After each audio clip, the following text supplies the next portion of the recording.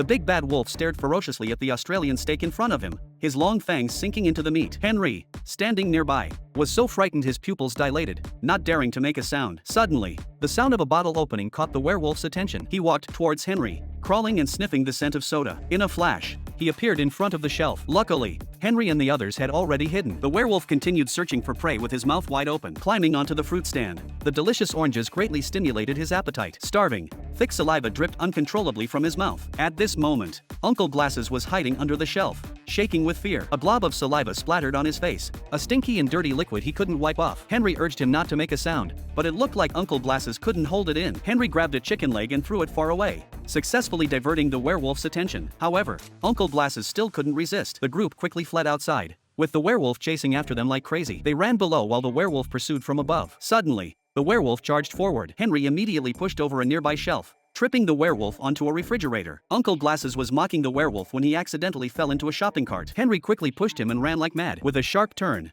they dodged the werewolf's attack and finally escaped at the last moment, locking the supermarket's door. But did this mean they were safe? Not at all. The werewolf kicked the door open and rushed out. Furious, Uncle Glasses hurriedly led the group to escape, but they ran into a dead end. It was too late to turn back. The werewolf had already caught up. His knife-like claws sparked with bloodthirst. The werewolf let out an angry roar but was hit by a car and knocked into a trash can, saving Henry and the others from being eaten. Where did this monster come from? Just a few hours earlier, Henry had snuck into Uncle Glass's house and accidentally opened a book he had collected for many years. A tornado rose from the book, and a white-furred monkey climbed out. The low ceiling made the monkey uncomfortable, so he angrily knocked over the entire bookshelf with a swipe of his hand and then broke through the wall, disappearing into the night. The brave Lisa was the first to chase after him, but they didn't know that even more terrifying monsters were about to be released. The group took the book and chased the monkey to the skating rink, trying to put him back inside. However, the monkey beat them to it, knocking the book away with a slap. While the monkey wasn't paying attention, the two quickly hid behind an ice resurfacer. Henry carefully raised his head to look up. Oh my god, the white-furred monkey was staring right at them.